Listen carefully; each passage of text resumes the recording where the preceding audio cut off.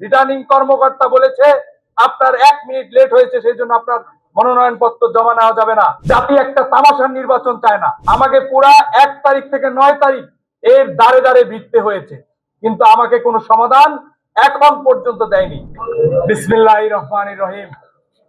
আমি আনিসুর রহমান মুন্না, গণ অধিকার পরিষদ কর্তৃক মনোনীত পিরোজপুর 2 আসনের ট্রাক প্রতীকের মনোনীত প্রার্থী।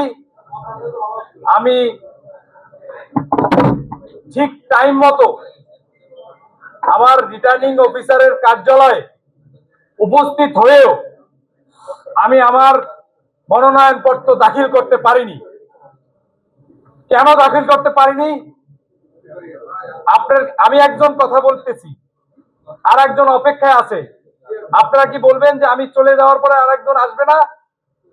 সেটা আমি এরকম অপেক্ষারত ছিলাম। ভিতরে দুইজন প্রার্থী ছিল জামাতে ইসলামের 1 এবং 2 পিরোজপুরের। তারা 2 জন ভিতরে থাকা অবস্থায় আমি বাইরে অপেক্ষারত ছিলাম।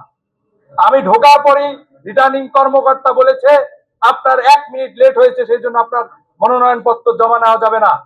আমার হলফনামা থেকে শুরু করে আমি কোনো ঋণ খেলাপি না, সমস্ত ডকুমেন্টারি ঠিক ছিল। আমাকে নেওয়া হলো না, আমার গেটের থেকে ফিরিয়ে দেওয়া হলো। নিউজ পরিবহনের মিডিয়ায় এসেছে এটা। তারপরে আমি ওখান থেকে বিভাগীয় কমিশনারের কার্যালয়ে যাই, উনি আমাকে হতাশ করে, উনি তেমন একটা রেজাল্ট দিতে পারেনি। বিভাগীয় আঞ্চলিক কর্মকর্তা সেখানে যাই, তিনি ওখান থেকে আমি সিনিয়র সচিব নির্বাচন কমিশন ওনাকে জানাই, এবং আনোয়ার হোসেন নির্বাচন কমিশনার 3 তাকে ফোন করি। প্রত্যেকে 10 মিনিট 8 মিনিট করে আমার সাথে কথা বলে, কিন্তু তারা কোনো সুরাহা দেয়নি।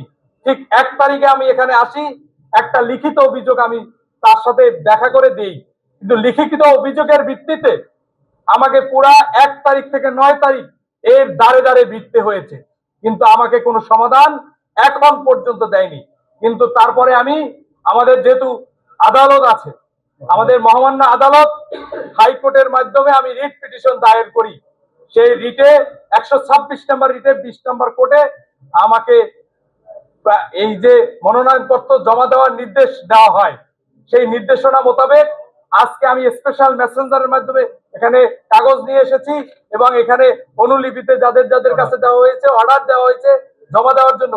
এখন আমি জানতে চাচ্ছি যে আমার ফাইলটা আসলে হেড অফিসে যেহেতু আছি, পিরোজপুরে চলে গেলে আবার বলবে এখানে, সেই হয়রানির শিকার যেন না হই সেই জন্য এখানে এসেছি। জাতি একটা তামাশার নির্বাচন চায় না। জাতি চায় এদেশের মানুষের এই আইওয়াস বুট টুট করে কোনো কিছু আইওয়াস দেওয়া হচ্ছে। প্রিয় সাংবাদিক বৃন্দ, আপনাদের প্রতি আস্থা এবং বিশ্বাস আছে। আপনারা আমাকে যেরকম উপস্থাপন করেছেন, আমি চাই দেশের মানুষ তার সকলে ঐক্যবদ্ধ ভাবে, যারা ফেসিস্ট ছিল পালিয়ে গিয়েছে, এখন যারা আছে সবাই যেন একটা অবাধ সুস্থ নিরপেক্ষ নির্বাচনের মাধ্যমে আমরা এই দেশটাকে করতে পারি। এই দেশের সাংবাদিকরাও একটা অংশ।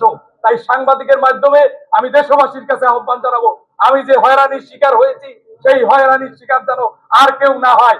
এখনো গাছাড়া ভাব সমস্ত জায়গায় আছে।